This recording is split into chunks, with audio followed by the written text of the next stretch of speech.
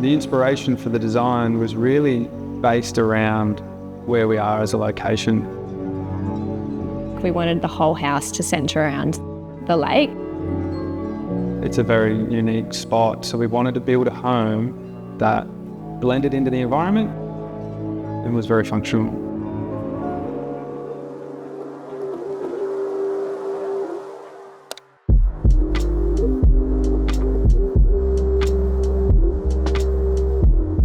So I'm Benson. And I'm Samantha. And today you're sitting in our beautiful lake house that we've built down here in Cabarita for our lovely three boys.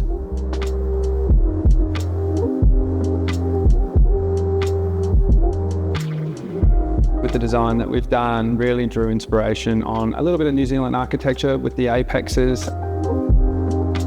Being on the lake here, which is a very significant location for the area, there's a lot of history here. We really wanted to honour that and not do something too traditional and just really break outside the mould of what people would expect from a property here. So the lake really was a lot of our inspiration around cladding, textures, finishes, and everything we've done.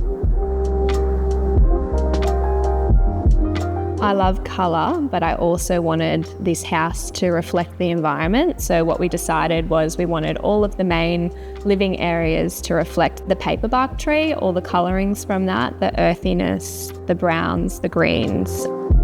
I didn't want it to feel brand new, so we used lime wash in a lot of the main areas on the walls. We used natural wood and then obviously natural stone as well. But then in all of the wet areas, I just wanted to have fun with colour. So we went crazy. The laundry, the butlers all have a different colour palette. It was hard putting together a mood board that if you looked at this house on a mood board, I think you'd be scared, but I think it actually works. The stone came first, and then the whole kitchen kind of came around that. It's Montreal marble. And it was just that perfect natural finish. To represent that paperbark tree.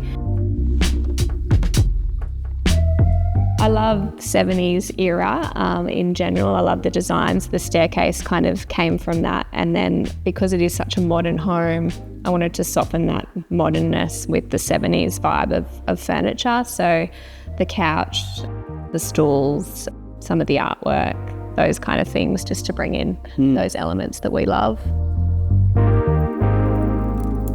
We've come from quite a small house before this, so for us moving into a big home was a little bit overwhelming, and it was a little bit overwhelming for the boys as well, but we've designed it in a way so they're all very close to each other. The 3 bedrooms are down one end of the house. We let them have a little fun with the design of the cabinetry, picking their own colours for each room, and obviously then having the games room down the end, which a lot of people say is the best view of the whole house. And we wanted it to work for them now as 2, 4 and 6-year-olds, but also when they're 18, that they can still have their own space, their own privacy, and have friends to come and enjoy it as well.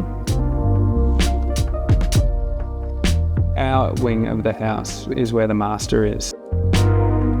We brought in the Montreal marble again from the kitchen up into that space for our vanity. We've got a curved walk through. A lot of people say it reminds them of a Marrakesh day spa. And then obviously our zone is, a lot of people say a very oversized bedroom, but for us it's just a really nice space where bed faces straight out onto the lake where we can look over the trees. We've got a balcony there with a bath.